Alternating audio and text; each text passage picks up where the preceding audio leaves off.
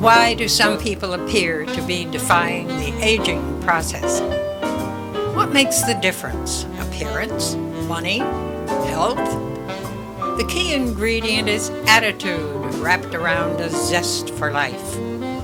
They follow their passions and look forward proactively to what comes next, and it shows. Hello, I'm June Whitaker, and this is Ageless. It's not the number of candles on the cake that count, it's attitude. And today I'm delighted to have with me Lisa Feiner. Welcome. Thank you. It's nice to have you here. Lisa has had a diverse personal and professional life, which has led her to work as a holistic life coach and co-founder of Sharp Again Naturally. I love that title, and we'll have to talk about that. What exactly is a holistic life coach? Well, it's someone who works with clients to help them achieve life goals that they have. And my background has included a stint, I have an MBA, so I was in business. Mm-hmm. I've raised 2 of my own children and 2 stepchildren. I have 5 grandchildren by my marriage.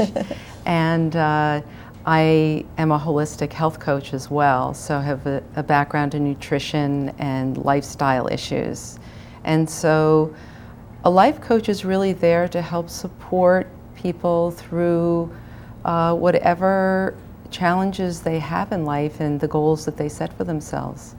So it doesn't necessarily have to be medical, does it? I mean, not at all. Uh-huh. So I think, though, that when people get their nutrition straightened out and they start to eat better, mm-hmm. it paves the way for them to make improvements in other parts of their lives. So you think nutrition has a lot to do with the way we feel inside? I do, mm-hmm. yes. A well-being. Absolutely. And how do you train people to do that?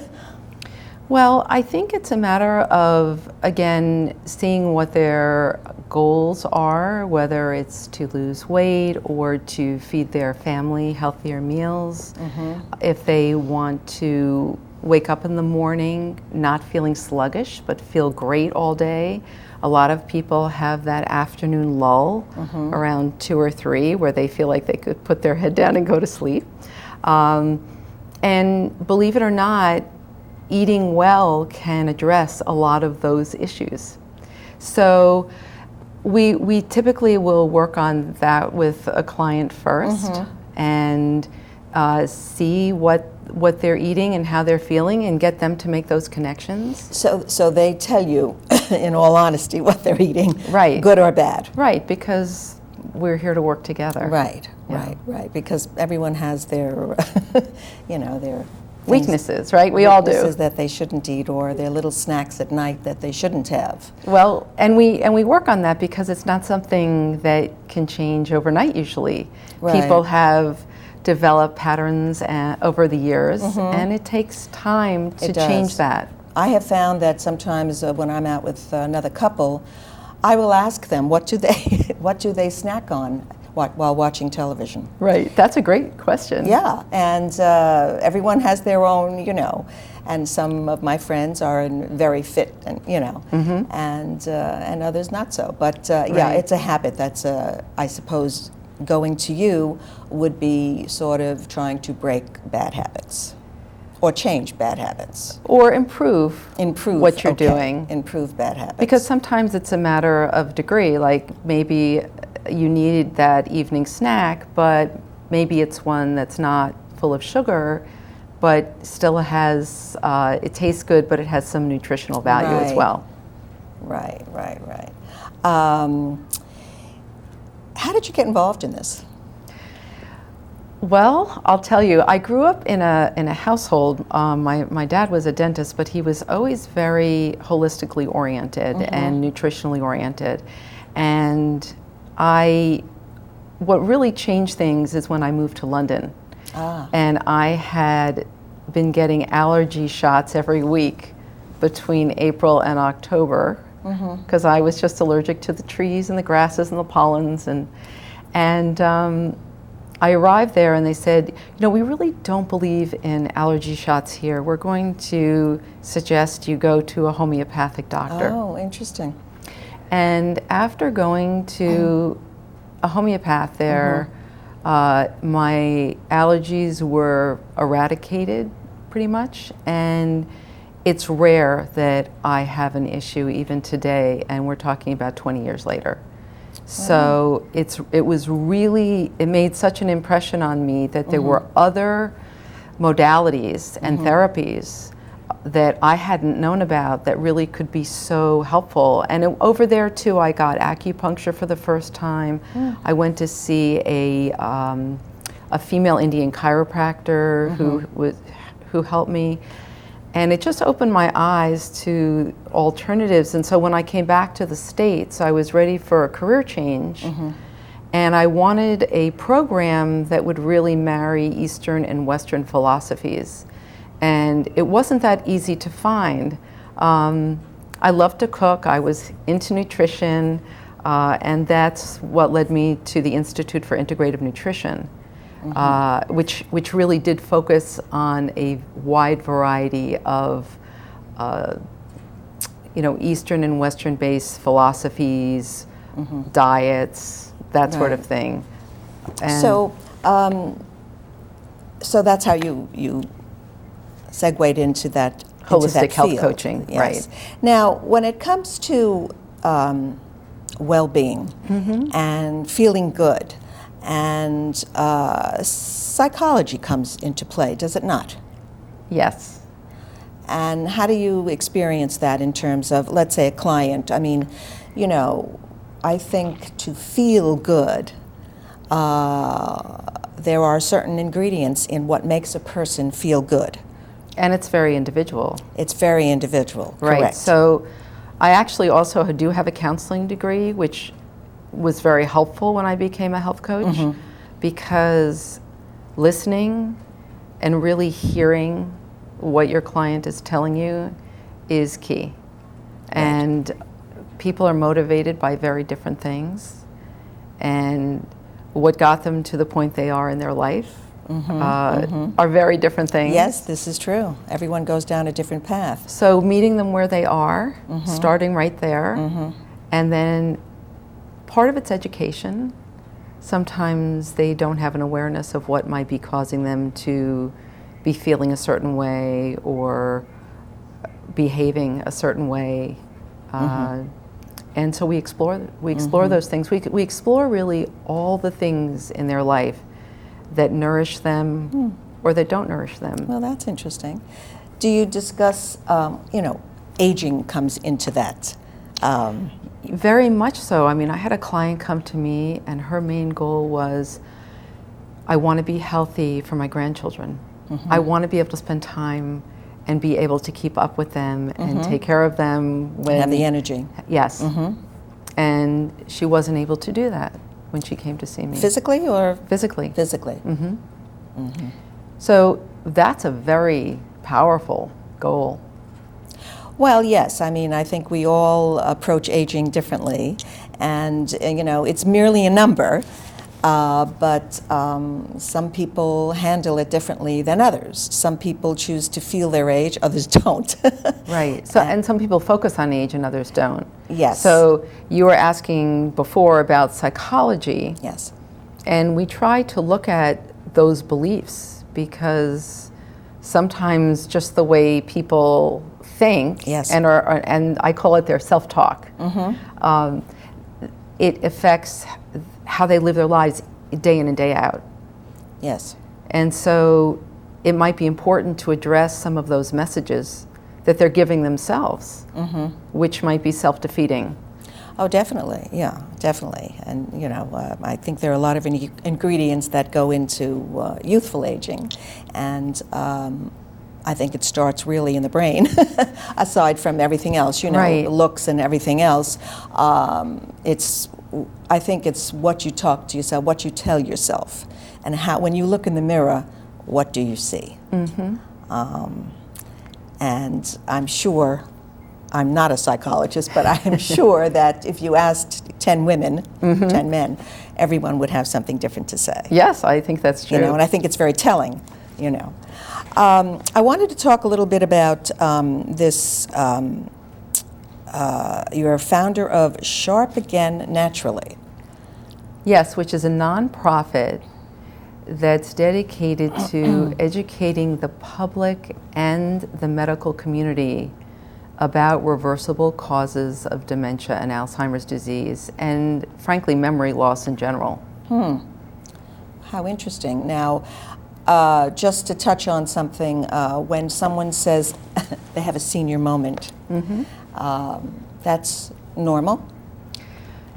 You know, I think that we all have lapses at various times. I mean, I don't think it really matters how old you are. I've seen 30-year-olds who are under a lot of stress and who don't think clearly, or people who eat a lot of sugar and simple carbs and their minds get fuzzy, they can't think straight. You know, people are nervous in a presentation and lose their train of thought. That can happen at any age. Right, so it's not necessarily... So, but I think that in this country, we've come to believe that dementia, or some part of, you know, some amount of memory loss, is a natural part of aging. And I would say that's not really true. It's not. People should be able to hold on to their cognition throughout their lives. And I've heard a lot of people say, oh, well, you know, we're living longer, so naturally people are going to develop dementia. And again, I say, well, not necessarily so. We now know things that cause memory loss, dementia, and what is diagnosed as Alzheimer's disease, that often can be reversed. Really? And prevented, because prevention is now a big part of what we do. So it has to do with lifestyle and nutrition, and what are the ingredients that go into preventing it? So it's a combination of your genetic makeup. So some people, we've heard of this Alzheimer's gene, which is the APOE gene, and if you get one from your mother and one from your father, everyone gets one. Everyone, and so if this runs in the family at a high level, an APOE 3 or 4, then you're more likely to have a problem with dementia or Alzheimer's, because we believe your body is not able to detoxify well on its own. And so these toxins can build up in the body in various forms. It could be from toxins in your food, in the air, in the water, in your home and work environment. It could be heavy metals toxicity from silver fillings, or if you're eating a lot of sushi or steak fish like tuna and swordfish, you know, these big fish that consume other fish, there's a lot of mercury now in the waters. It could be a hormone issue. It could be effects of prescription medications. It could be low-level infections which cause inflammation in the body. Some of those you have pain and you feel, and others you don't. There are people who have Lyme disease, which goes undetected. There is a dementia component to Lyme's disease. Is there? To mold toxicity, to when older people especially develop urinary tract infections that are asymptomatic, there is often a dementia component to that, where if it's left untreated. So we're seeing a whole host of causes that the symptoms get manifested. They present as one thing, and if you're not aware that these things could be causing confusion, memory loss, disorientation, you might label it as dementia, but in fact it could have very specific causes. And so that's what we're here to do, is to tell people your dementia may be caused by many things. So how do you actually find that out? I mean, how do you determine that? So Sharping and Naturally, with our Medical and Dental Advisory Board, have identified 9 causative factors, and we know there are more. We like to see the research and know that these things can be backed up by science, so we don't automatically put them on the list, but we know that there are more than even the 9 that we have, and all of these can be evaluated by a practitioner, either through a test or through self-reporting, through other means, and be treated.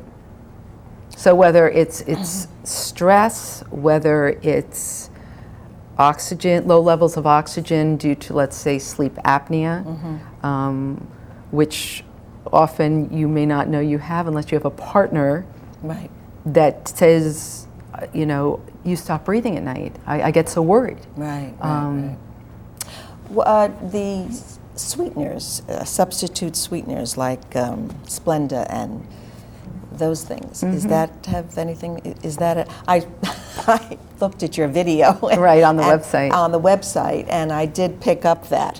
And I took a note, because so look, everyone uses those things. Processed foods in general, and those that have chemicals in them, which are obviously not natural, are the things that we are most that we need to be most aware of.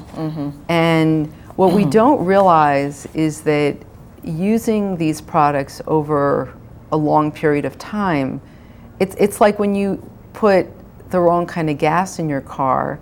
If you're young, if the car is new, it's still going to run pretty well. But if you have a 20-year-old car or a car that's older and you keep putting in this bad gas, well, that at some point it's just going to muck up the works, right? So we can get away with a lot up to a certain point. But again, depending upon your genetic makeup and how well you're able to rid the body of toxins that we're now exposed to in our environment. I mean, that's obviously another causative factor, these toxins. It could be in food, air, water, whatever. That at some point people reach their limit. We call it their toxic body burden. And once that's reached, they will exhibit symptoms. It could be at 50. It could be they could be fine until they're 92. And we have a story of Lorraine, who's on the video on our website, who was fine. And then she started exhibiting symptoms in her 90s. Yeah. Wow. And her son, fortunately, took her to a holistic doctor who was able to address a number of these causes and got her back on track. That's great. In addition to your personal life, your professional life, you have been a volunteer and a supporter of the elderly community. And for about 15 years, you've been on the board of the New Jewish Home, Sarah Newman Center in Mamaroneck. Right. What is the Greenhouse Project? Oh, I'm so proud of the Greenhouse. Well, first of all, let me say one of the reasons why I got involved with Sharping and Naturally is because I've worked with dementia patients and the elderly as a volunteer, and I have a very soft place in my heart for them. And that's nice to hear. The Greenhouse model is a wonderful model of care for even the most frail elders, developed by a doctor, Bill Thomas, who noticed that people felt in a nursing home environment felt helpless and hopeless and really he didn't see light in their eyes on a daily basis, and he thought we needed to change the environment.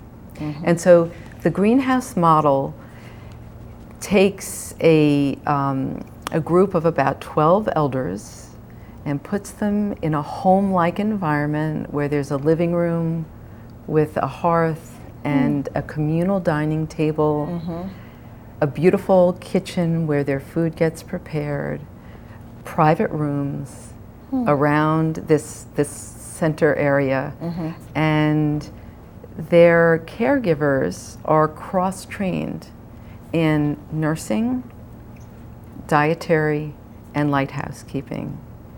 And I like to think of them as sort of like the mom and pop of the house. And the relationships that develop between the caregivers and the elders, and the elders themselves, they become a family. And the thing is, because it's a home-like environment, the family members come and visit much more often, because it doesn't have a nursing home feeling. I understand. That sounds wonderful.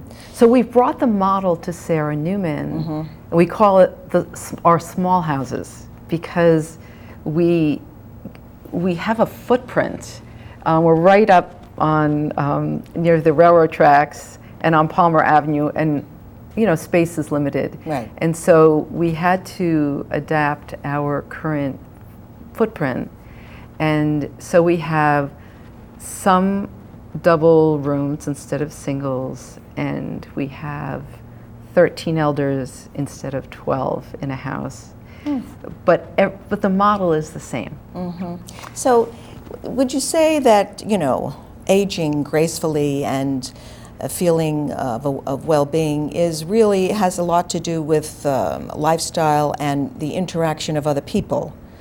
Yes, I mean, when you look at the 9 causative factors, one is physical activity, social interaction, and mental stimulation. Right. So those things need to continue through life. We need to be physically active as much as possible. Our social relationships Are important. are so important. Yes. We can't become isolated. Right. And we need to stay interested and engaged Right. in something. And it doesn't really matter what. Exactly. So how, in your personal life, knowing all of these things, how do you live the best life you can live? I pay a lot of attention to what I eat. Nutrition, number So one. whole foods as much as possible, paying attention to my own genetics, because I have diabetes in my family on both sides. So my glucose can run high normal. So I have to be careful. Exercise. I'm not a natural exerciser. Like, I don't love every Right. day getting out there and exercising, but I do. I make sure that I get some aerobic exercise and strength training to keep my bones healthy. I mean, I love my family. I love my work. I think I'm a naturally curious person. I think that's. I think being curious about life is an interesting thing and important. I think people who are not interested anymore become sort of, They become depressed. they become depressed, right? And so that's the kind of thing, going back to the small house model, that these relationships that form are really wonderful, and they're unique to that model in that it happens as a rule more often than not. Right. And people age in place, and they stay together, and they start to look after one another. Right, and which I think is very important. They have a reason, Right. for and of course attitude, attitude about life is key. is key. And I don't know that you can teach someone attitude, but I think it comes from within. I think we can help people with that, Yes. though, making them aware of some of these self-defeating beliefs they have, and that negative self-talk Right. that some people have, and really help them take a that's look true. at that. And because really what we think and what we say is what we manifest. Right. And so if you can have an impact on some of those things, then it can change the equation. And it really does start with people caring about them and being interested in them. Themselves or others? Well, let's say a volunteer, a student who comes in and visits every week with an elder. Yeah. It can change the elder's life. Really? Yeah, I can see that. I can see that. Yeah. I think it's very important. Well, I think it changes both of their lives, right? Yes, absolutely. The volunteer certainly gets something from it, and certainly the elder. Yes, right? absolutely. Yeah, I think that's that's very important. Okay, let me see what else we have to do.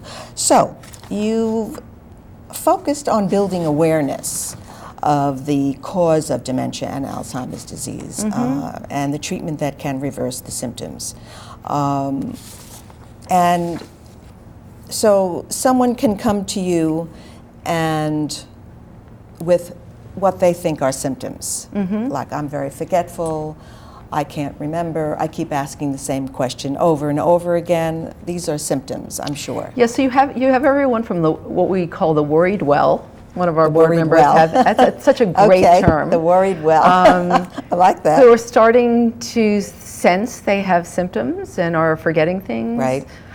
People come to us, their parents have been diagnosed with Alzheimer's or dementia. And so we try to help them either find a doctor or narrow down the causes and help them find a doctor who can have them tested. But we're also going to be at Omega, the Omega Institute in yes. Rhinebeck this summer. There's a conference in early July, and people can come and learn in person about what these causes are, what the research is from some of the best integrative doctors in this country. Is it a weekend or just a day? It's a weekend. People can come for part of it or for all of it.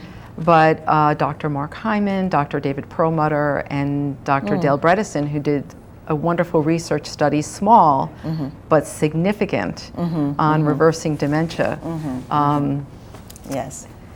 So that's another opportunity to learn and get help. Right. Well, I think people would be interested in finding out about that. I mean, either I know people who have it or who would be interested in learning more about it. And certainly the nutrition and lifestyle leads to aging gracefully, I hope. Right. Right. Well, I want to thank you very much for Thank you for having me. Coming today and talking about, I think, a very interesting topic. And I'm sure there's going to be more to learn. People can go to our website at sharpagain.org and find out more about that aspect. Right. So there's a lot to learn. Great, great. Well, thank you very much. And just to sum it up, what is the first thing that comes to your mind when I ask you how do you approach aging gracefully? Being aware of our bodies and our minds as we get older. That's great. Thank you very much. This is June Whitaker. This is Ageless. And remember, staying youthful as best as we can leads to aging gracefully. Chronological age is merely a statistic. And I'm June Whitaker, and this is Ageless. Thank you.